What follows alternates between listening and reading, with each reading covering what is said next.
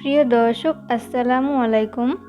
Welcome back to my channel delicious cooking by Tahira.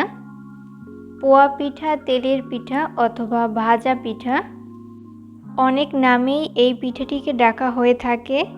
তো যাই হোক, আজকের পর্বে আপনাদেরকে সহজ রেসিপিতে ফুলকো পোয়া পিঠা বা তেলের পিঠা তৈরি করে দেখাবো। আশা করছি বরাবরের মতো আমার আজকের রেসিপি আপনাদের কাছে অনেক ভালো লাগবে। তো চলুন দর্শক, এই রেসিপির পুরো প্রস্তুত প্রণালী শুরু থেকে শেষ পর্যন্ত।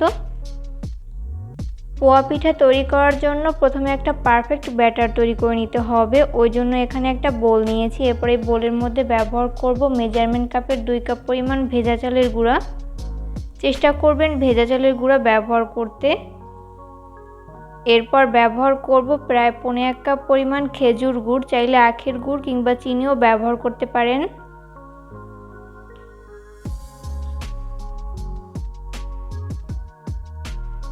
এরপর ব্যবহার করব 1/3 কাপ পরিমাণ কোরানো নারকেল। এটা দেওয়ার ফলে এই পিঠা খেতে দুর্দান্ত মজার হয়। চেষ্টা করবেন এখানে নারকেলটা ব্যবহার করতে। সবশেষে ব্যবহার করব স্বাদমতো লবণ। এরপর আমি এখানে অল্প অল্প করে নরমাল তাপমাত্রার পানি অ্যাড করে পারফেক্ট একটা ব্যাটার তৈরি করে নিব। এখানে পানি একবারে না দিয়ে এইভাবে অল্প অল্প করে দিব আর হাত দিয়ে খুব ভালো করে মিশিয়ে নিব। চাইলে কাজটা আপনারা হ্যান্ড উইক্সের সাহায্যে করে নিতে পারেন।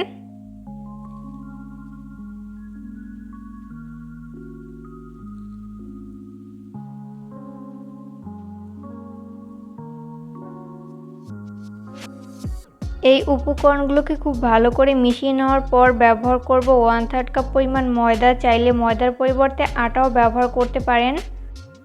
পোয়া পিঠা তৈরি করার ক্ষেত্রে এখানে আটা বা ময়দার ব্যবহার অবশ্যই করতে হবে। এতে করে পিঠাটা যেমন ফুলকো হয়, ঠিক তেমনি তুলোর মতো সফট হয়। এরপর আমি আবারও অল্প অল্প করে পানি ব্যবহার করব আর হাত দিয়ে খুব ভালো করে মিশিয়ে নিব।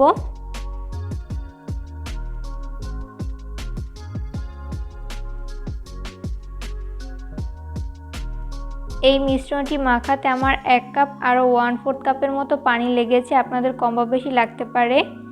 এরপর ঢাকনা লাগিয়ে আমি 30 মিনিটের জন্য রেস্টে রেখে দিব। এরই মাঝে এই মিশ্রণটি পুরোপুরি সেট হয়ে যাবে। 30 মিনিট পর আমি ঢাকনা উঠিয়ে নিচ্ছি। এরপর একটা চামচের সাহায্যে এই ব্যাটারের ঘনত্ব আপনাদেরকে দেখিয়ে দিচ্ছি। খুব বেশি পাতলা আবার খুব বেশি ঘন না, মিডিয়াম ঘনত্বের একটা ব্যাটার তৈরি করে নিয়েছি। এরপর এই পিঠাগুলোকে ভাজার জন্য চলে যাব কিচেনে। ওই জন্য চুলায় এরকম একটা গর্ত কড়াই বসিয়ে দিয়েছি আর পর্যাপ্ত পরিমাণ সয়াবিন তেল দিয়ে দিয়েছি। তেলটাকে হাই হিটে ভালো মতো গরম করে আমি এর মধ্যে 1 হাতা পরিমাণ ব্যাটার দিয়ে দিচ্ছি। পোয়া পিঠা ভাজার ক্ষেত্রে কিন্তু অবশ্যই গর্ত কড়াই ব্যবহার করতে হবে, এতে করে পিঠা ফুলকো হবে।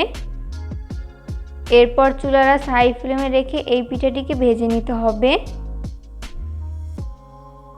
কিছুক্ষণ পরেই দেখা যাবে যেরকম ফুলতে শুরু করছে, ওই পর্যায়ে হচ্ছে একটা চামচের সাহায্যে এইভাবে তেল ছড়িয়ে দিতে হবে।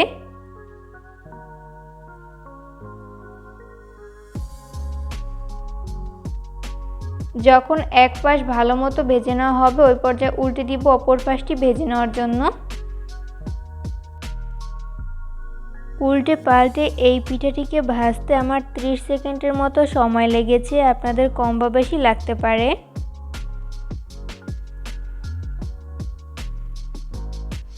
উল্টে পাল্টে যখন 2 পাশ ভালো মতো ভেজে নেওয়া হবে, ওই পর্যায়ে হচ্ছে আমি তেল ঝরিয়ে তেল ছেঁকে উঠিয়ে নিব।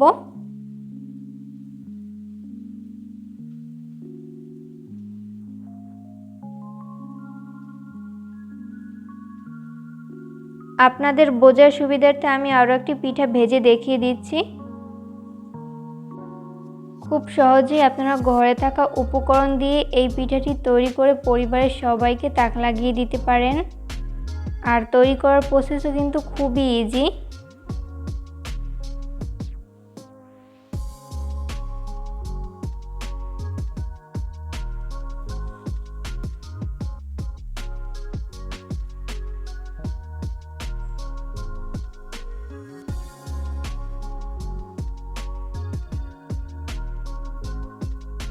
তো সেমভাবে যখন 2 পাশ ভালো মতো ভেজে নেওয়া হবে, ওই পর্যায়ে আমি তেল ঝরিয়ে তেল ছেঁকে উঠিয়ে নিব। সেমভাবে আমি বাকি পিঠাগুলোকেও ভেজে নিব।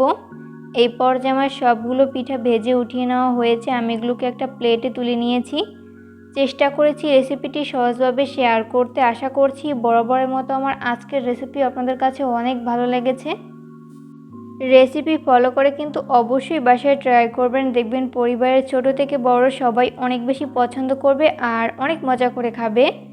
ভিডিও ভালো লাগলে লাইক, কমেন্ট এবং শেয়ার করতে একদমই ভুলবেন না। পরবর্তী রেসিপি দেখার আমন্ত্রণ জানিয়ে আজকের মতো এখানেই বিদায় নিচ্ছি। সবাই অনেক বেশি ভালো থাকবেন। আল্লাহ হাফেজ।